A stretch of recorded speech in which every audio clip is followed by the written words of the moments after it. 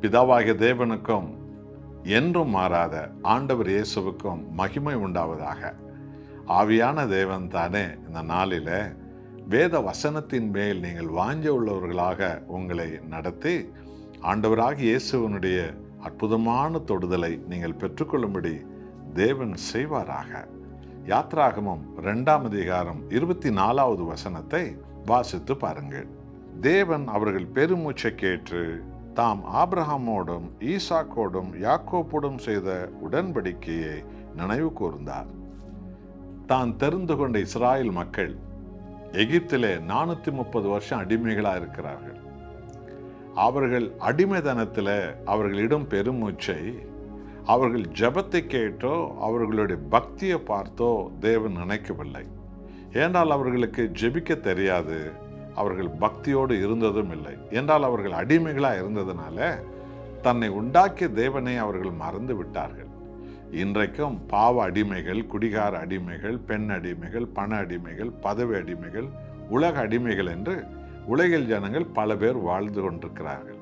இந்த செய்தி கேட்டுக்கொண்டிருக்கிற நீங்கள் எதற்கெல்லாம் அடிமைகள் என்று சற்று எண்ணி பாருங்கள். இப்படி அடிமைதனத்தில், சினிமா அடிமைதனத்தில், சீரியல் அடிமைதனத்தில், உலக ஆசாபாச அடிமைதனத்தில் இருக்கிறவர்கள் யாராவது ஜெபிக்கிறார்களா? யாராவது கடவுளை தேடுகிறார்களா? யாராவது ஆண்டவர் இயேசுவை தேடி வருகிறார்களா? இல்லை. என்றால் அவர்களுடைய அடிமைதனம் அவருடைய ஆவி, ஆத்மா, புத்தியை அது இருட்டாக்கி வைத்திருக்கிறது. ஆனாலும் அவர்களை ஆண்டவர் விடுவிக்கிறார். எதற்காக தெரியுமா? அவர்களுக்காக ஆண்டவராக இயேசு கிறிஸ்து சிலுவையிலே பிதாவோடு செய்த அந்த நித்திய உடன்படிக்கை, பாவிகளின் மீட்புக்காக இயேசு கிறிஸ்து தன்னையே ஜீவபலியாய் கொடுத்த உடன்படிக்கை. இப்படித்தான் ஆபிரகாம், ஈசாக்கு, யாக்கோபோடு தேவன் செய்த உடன்படிக்கையை அன்றைக்கு இஸ்ராயல் மக்களை குறித்து நினைத்தார், அவர்களை விடுவித்தார்.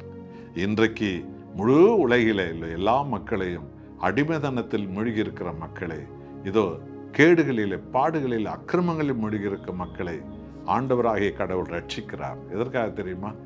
ஆண்டவராக இயேசு கிறிஸ்து சிலுவையிலே செய்த உடன்படிக்கை, அது நித்திய உடன்படிக்கை. அது நினைவு கூறுவதனால தான் நாம் எல்லோரும் ரட்சிக்கப்பட்டோம். இல்லாமல் போனால் நாம் எல்லோருமே பாதாள படுகொலியில மகா பெரிய பாவிகளாக, பாவ சந்ததிகளாக நாம் வாழ்ந்திருப்போம், அழிந்திருப்போம்.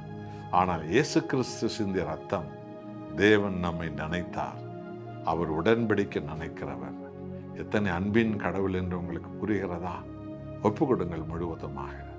அன்புள்ள ஆண்டவரே, முழு உலகில் உள்ள அத்தனை பாவிகளை மீட்க, ஜாதி மத இன பேதமின்றி எல்லா பாவ கூட்டத்தை மீட்க நீ சிலுவையில் உண்மையே நித்திய பலியாய் கொடுத்து பிதாவோடு செய்த உடன்படிக்கை எங்களையும் உலகம் முழுவதும் உள்ள மக்களை, கோடி கோடியான மக்களை இன்றைக்கு ரட்சிக்கிறீர்.